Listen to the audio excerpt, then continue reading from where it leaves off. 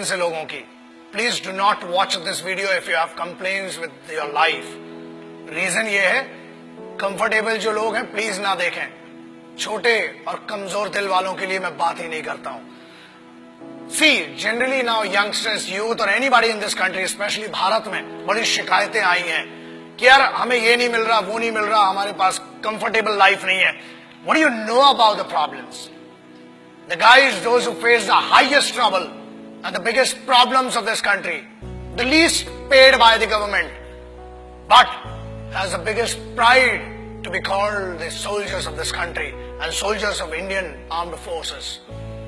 मैं उन सिपाहियों की बात कर रहा हूं। एग्जाम्पल, जब ये वीडियो देख रहे हो ना, तब हजारों लोग वहां सियाचिन ग्लेशियर में, शायद आधों को तो नक्शा भी नहीं पता होगा, सैन फ्रांसिस्को ऐसा बता देते हैं मैप पे आजकल बच्चे।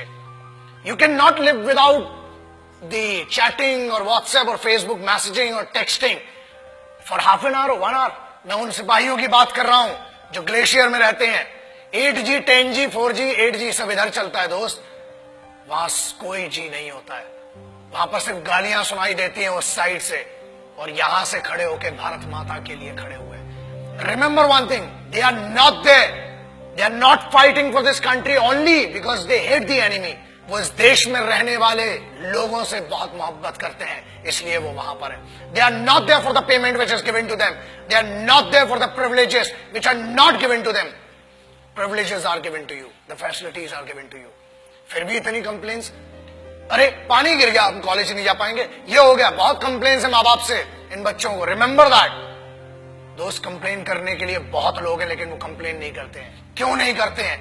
Because they are fighting for this land, they are fighting for this country, they are fighting for that emotion of freedom, they are fighting for that emotion which belongs to you, which doesn't belong to them. वो एक sense of responsibility, sense of security आपको देने के लिए वो रात भर खून में खड़े हुए हैं। आप बात करते हो -50 जनरल टेम्परेचर है सियाचिन ग्लेशियर का, -50 जनरल। जब आप ये वीडियो देख रहे हैं, हजारों सिपाही आज भी अपने खून को सुखाकर वहां पर लड़ रहे हैं। They cock up their rifles, they write their last letters to their families, और उसके बाद एक दूसरे की नजरों में इसलिए देखते हैं कि मेरे यार ये नहीं पता कि कल मैं तेरे साथ बैठकर खाना खा पाऊंगा कि नहीं।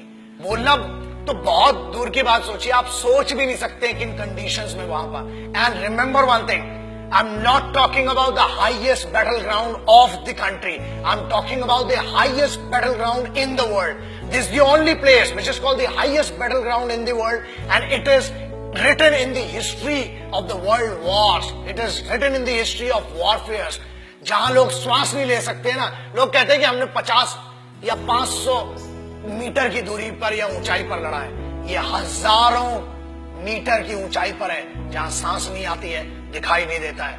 वहां पर भी वो सिर्फ जज्बा है जो जिंदा रखता है लड़ने के लिए और इस देश की रिस्पेक्ट के लिए।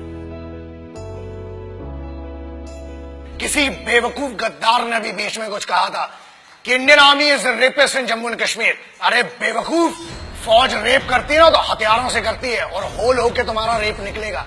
याद रखना, ये तो कॉन्स्टिट्यूशन है कि हमें फौज की आज भी अतीत और इज्जत है कि फौज आज भी कुत्तों को नहीं मारती, इसलिए बचे हुए हो। और याद रखना, किसी के भी खिलाफ कह लेना, मगर हिंदुस्तानी फौज, Indian army, navy and air force के बारे में बोलने के पहले 1 करोड़ बार सोचना, क्योंकि याद रखना, अगर फौज रेप पे आ गई ना तो तुम्हारी रूह का रेप होगा।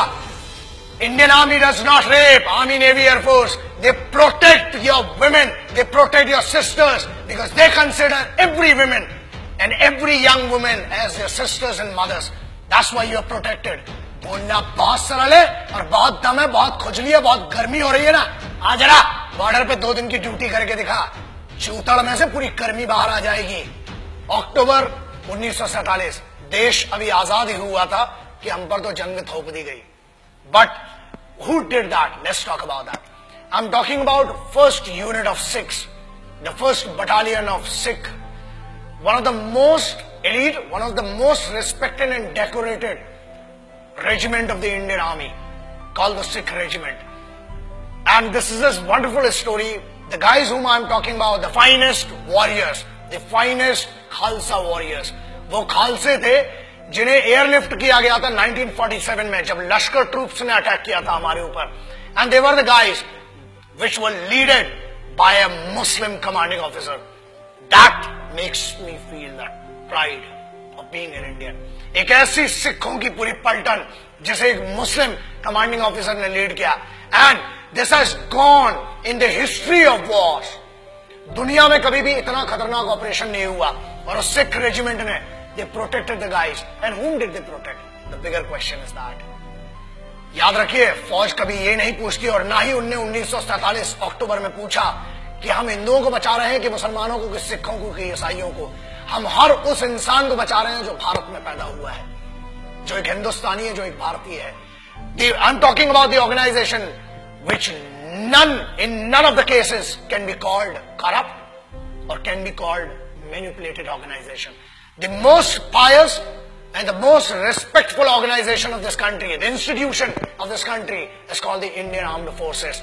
So that's why I always say respect our forces, because they are the actual protectors and actual sons of this country. Jai Hind, Vande Mataram.